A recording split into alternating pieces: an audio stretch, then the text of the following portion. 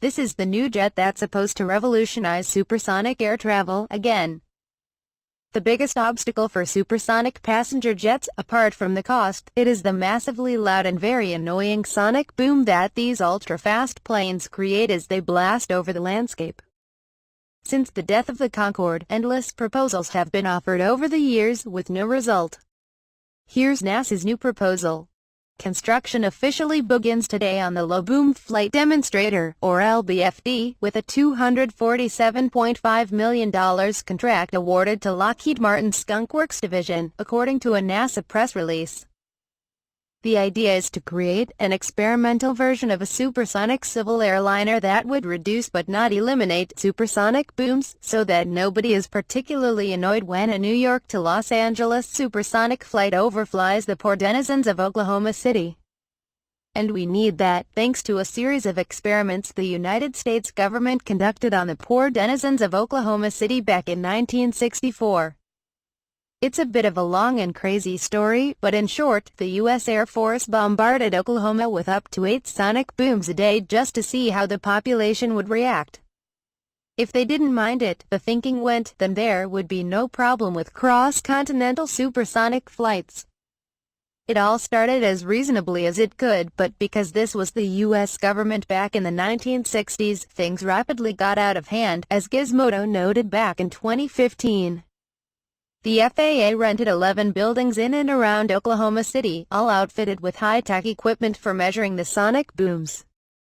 One home that was sitting directly under the flight path contained about $100,000 worth of recording instruments. Mobile van units were also on call and placed throughout the city. Over the course of those 6 months, the flights would become faster and faster, causing more damage and noise. Just as residents were getting used to the force and semi-regularity of getting blasted 8 times per day, the Air Force would hit them with an even harder shock. There were more than 4,000 official damage claims. And these weren't small damage claims, either. Just watch the Brazilian Air Force shatter a whole bunch of windows itself from a few years back. A similar repair bill for every building in every city in the overflight zone every time an airliner flew over would not be ideal, to say the least.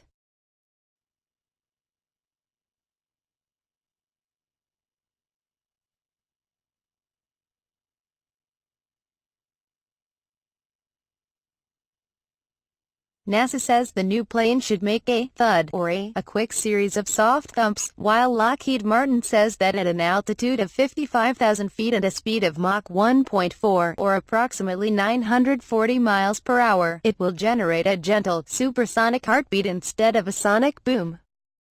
The design of the LBFD should be reminiscent of a plane from a circa 2003 program called the Shaped Sonic Boom Experiment, which sought to design a plane that could significantly reduce the impact of a sonic boom. The result was this ugly modified F-5E Tiger II fighter jet, which was aesthetically burdened with what appears to be Jay Leno's chin. But Jay Leno's chin apparently worked, as the plane's sonic boom was reduced by about a third, and NASA says that the thing proved the boom-reducing theory was sound. NASA says it even used a 150-year-old photographic technique to visually model sonic booms to help it research ways to mitigate the problem. Of course, not even good things can be good in this world.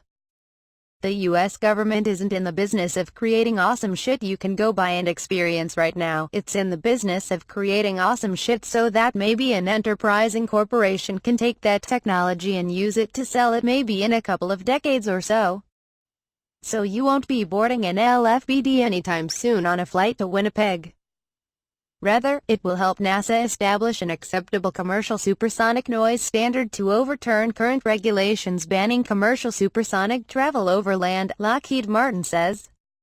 Whether or not we ever see it a civilian version is up to said big corporations. But they tend to like canceling these things more than actually building them, as people seem to like flying to Los Angeles in 6 hours just fine and don't seem to be clamoring for a more expensive ticket just to get there into. The new X-plane will start flight tests in 2021. Here's hoping you don't notice it at all.